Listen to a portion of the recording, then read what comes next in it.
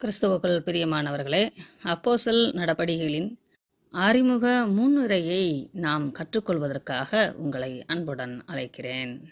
பழைய ஏற்பாட்டிலே எழுதப்பட்ட தேவனுடைய வியூஸ், அவருடைய பார்வை என்பது நாம் ஆழமாய் சிந்திக்கும்போது காட்ஸ் ஃபாதரோட பிளானாக பரலோக பிதாவினுடைய திட்டங்களை, தீர்க்க தரிசனங்களை வெளிப்படுத்துகிறதாக அமையும். காஸ்பல் சுவிசேஷ புத்தகங்கள் 4 அந்த திட்டங்களும் தீர்மானங்களும் தீர்க்க தரிசனங்களும் இயேசு கிறிஸ்து சரீர பிரகாரமாக செய்து நிறைவேற்றியதாக அமையும்.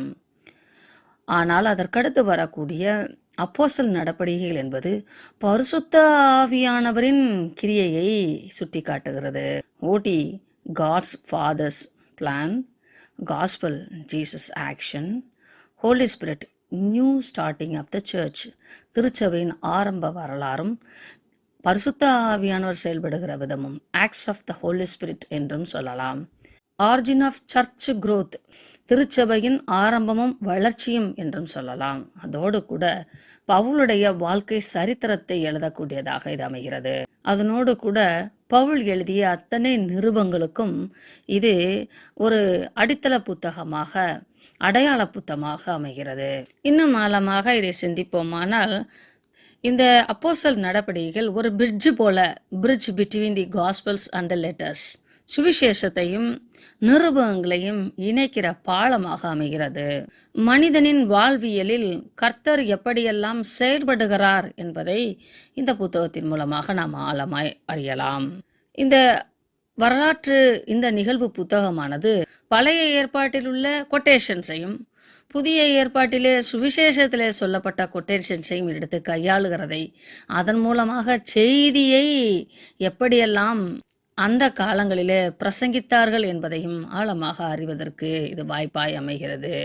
இன்னும் அதிகமாக பரிசுத்த ஆவியானவர் என்பவர் யார், எப்படிப்பட்டவர், எப்படியெல்லாம் அவர் செயல்படுகிறார் என்பதையும் இந்த புத்தகம் விளக்கப்படுத்துகிறது.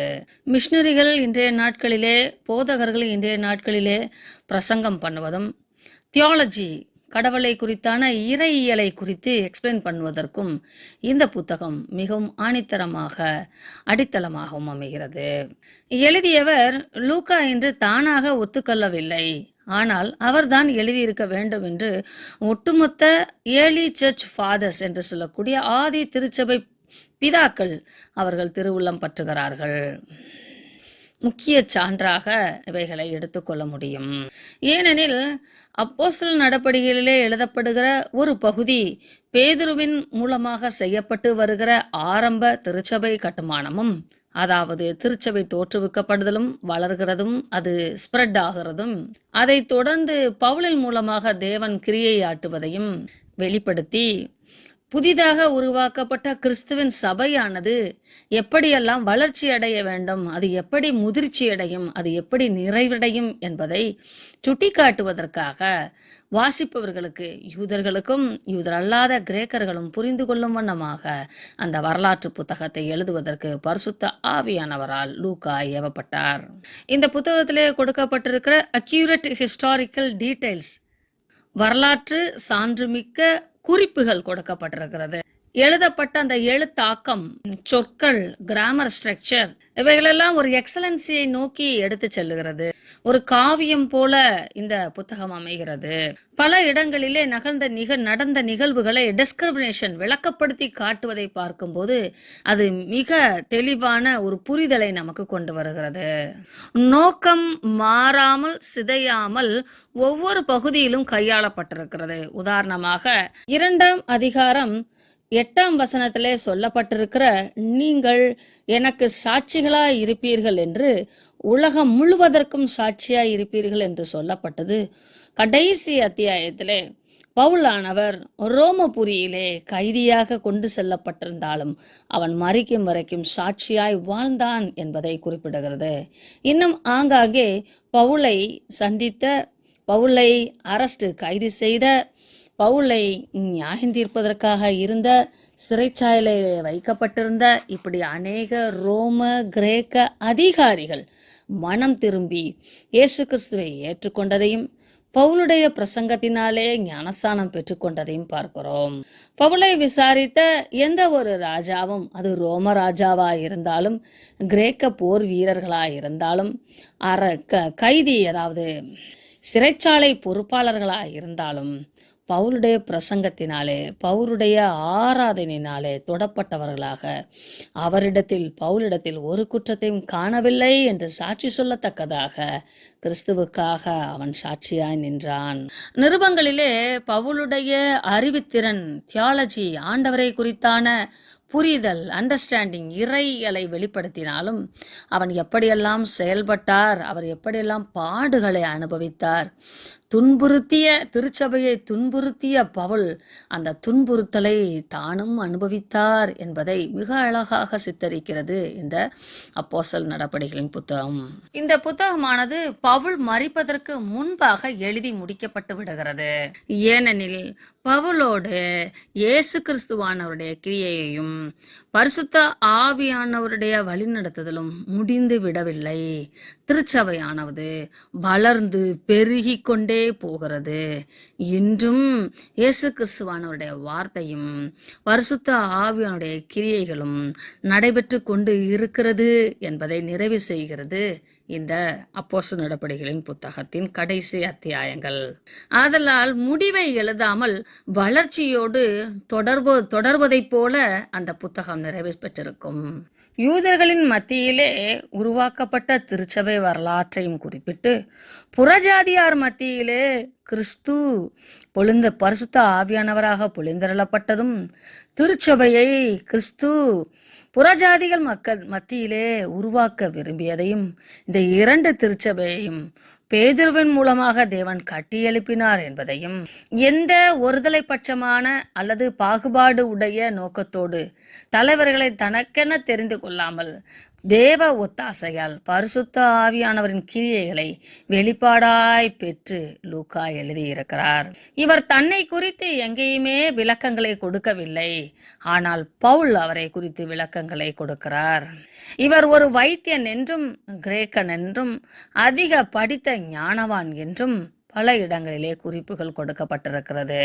தியோப்பிலுவே என்று சொல்லி அவருக்கு அடையாளப்படுத்தி எழுதுவதினாலே இவன் நல்ல ஒரு வசதி வாய்ந்த குடும்பத்திலே பிறந்தவராகவும், அரசவையிலே இருக்கக்கூடிய குமாரர்களோடு வைத்திய துறையிலே கல்வி கற்றவராகவும் இருப்பதினால் அவர் தைரியமாக பவுலோடு பிரயாணம் பண்ணுவதும், தைரியமாக இந்த சுவிசேஷ புத்தகம், லூக்கா என்கிற சுவிசேஷ புத்தகம் ரோமர்களின் கையிலே கிடைக்கத்தக்கதாக, அன்றைய காலத்திலே படித்த அறிஞர்கள் இன்னும் தியாலஜியன்ஸ், பிலாசபர் என்று சொல்லக்கூடிய தத்துவ ஞானிகளின் கைகளிலே தவளத்தக்கதாக இந்த புத்தகத்தை அவர்களுக்கென்றே எழுதியிருக்கிறார் லூக்கா. ஆதலால் தியோப்பிலுக்குள்ளாக நாம் எல்லோரும் அடங்குகிறோம். யூதர்கள் அல்லாத நாமும் கூட புரிந்து கொள்ளத்தக்கதாக அந்த லூக்காவின் சுவிசேஷ புத்தகமும், அதை தொடர்ந்த புறஜாதி மக்களின் திருச்சபை வரலாற்றை பின்னாக குறிப்பிடக்கூடிய இந்த அப்போஸ்தலர் நடபடிகள் புத்தகம் தொடர்நிலையை நமக்கு உணர்த்துகிறது. அதாவது கிறிஸ்துவின் தொடர்நிலையை நமக்கு உணர்த்துகிறது. இவர் எழுதியிருக்கிற ஆழமான கருத்துக்களை பார்க்கும்போது ஆவியின் தூண்டுதல் பெற்ற ஒரு வேத சாஸ்திர நிபுணனாக லூக்கா திகழ்கிறார். இந்த அப்போஸ்தலர் நடபடிகையிலே கிட்டத்தட்ட 30 வருட நிகழ்ச்சிகளிலே திருச்சபை வரலாற்று ஆசிரியர் என்ற முறையில் லூக்கா எருசலேமிலும் ரோமாபுரி வரைக்கும் உள்ள காரியங்கள் எல்லாத்தையும் விசாரித்து நன்றாக திட்டமிட்டு அதனுடைய அனைத்து காரியங்களையும் அவர் ஒழுங்காக சேகரித்து ஆராய்ந்து கண்டுபிடித்து அதற்கு ஆதாரங்களை எல்லாம் கொடுத்து எழுதியிருக்கிறார் என்று பார்க்கலாம். பவுலின் கடிதங்களை நாம் கற்று அறிய வேண்டும் என்றால் அப்போஸ்தலர் நடபடிகளை படித்தால் பவுலுடைய கடிதங்களை புரிந்து கொள்ளலாம். ஏன் அந்த கடிதங்களுக்கு இந்த பெயர்களெல்லாம் சூட்டப்பட்டிருக்கிறது, அந்த திருச்சபைகள் எங்கே இருக்கிறது, யார் சந்தித்தார் என்ற கேள்விக்கெல்லாம் அந்த திருச்சபையில் என்ன போராட்டங்கள் இருந்தது என்பதையெல்லாம் இந்த அப்போஸ்தலர் நடபடிகள் அஸ்திபாரமாக நமக்கு காட்டுகிறது. ஆதலால் அப்போஸ்தலர் நடபடிகளை கவனமாக வாசிப்பதும் புரிந்து கொள்வதற்கு முயற்சி செய்வதும் பின்வரும் நிருபங்களை ஆழமாக கற்று அறிவதற்கு நமக்கு உதவி செய்யும். சீஷர்கள் அல்லாத, அதாவது இயேசு கிறிஸ்துனுடைய நேரடியாக தொடர்பு உடைய சீஷர்கள் அல்லாத அநேகர் கிறிஸ்துவின் ஊழியத்தை செய்தார்கள் என்பதற்கு பல இடங்களிலே ஆதாரங்கள் கொடுக்கப்பட்டிருக்கிறது. விசேஷமாக ஸ்தேவான், பிலிப்பு போன்ற கண்காணிகர்களிலிருந்து ஆரம்பித்து இறுதி வரைக்கும் தீமோத்தேயு, தீத்தோஸ் என்றெல்லாம் அநேகரை பவுல் பயன்படுத்தியதற்கு இந்த புத்தகம் மிகப்பெரிய சான்றாக அமைகிறது. மைய கருத்தாக 2ஆம் அதிகாரம் 8ஆம் வசனம் அது அப்படியே நிறைவேறுகிறது. 1 முதல் 12 அதிகாரங்கள் திருச்சபையின் ஊழியத்தை மையமாக, அதாவது எருசலேமை மையமாக காட்டப்பட்டு எழுதப்படுகிறது. 13ஆம் அதிகாரத்திலிருந்து 28ஆம் அதிகாரம் வரைக்கும் புறஜாதி மக்கள் மத்தியிலே திருச்சபையின் ஊழியத்தை மையமாக அந்தியோக்கியாவையும் சிரியாவில் இருக்கக்கூடிய அந்தியோக்கியா பட்டணத்தை மையமாக வைத்து எழுதப்படுகிறது. இப்படி ரோமாபுரி வரைக்கும் சுவிசேஷம் பரவுவதற்கு எப்படி பரவியது என்பதை வரலாற்று சான்றாக நிறைவு செய்கிறது இந்த அப்போஸ்தலர் நடபடிகளின் புத்தகம். வெற்றியோடு நிறைவு செய்கிறார். அதை அவர் மரணமாக முடிவு செய்யவில்லை. திருத்துவத்திலே 3வது நபராகிய பரிசுத்த ஆவியானவரை குறித்து அதிக ஆழமாக நாம் கற்று அறிவதற்கு இந்த புத்தகம் உதவி செய்கிறது.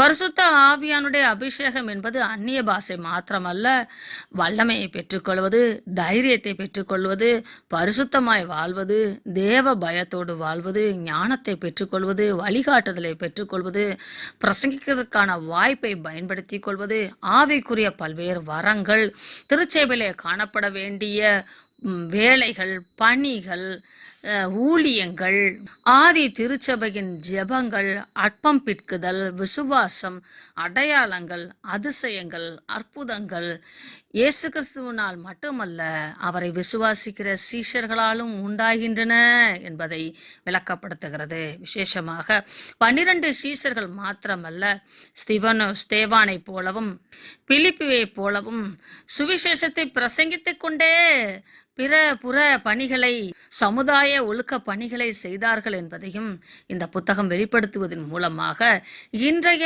ஒட்டுமொத்த சுவிசேஷ இயக்கங்களும் உதவி செய்யும் இயக்கங்களுக்கும் அடிப்படை ஆதாரமாய் அமைகிறது இந்த புத்தகம்.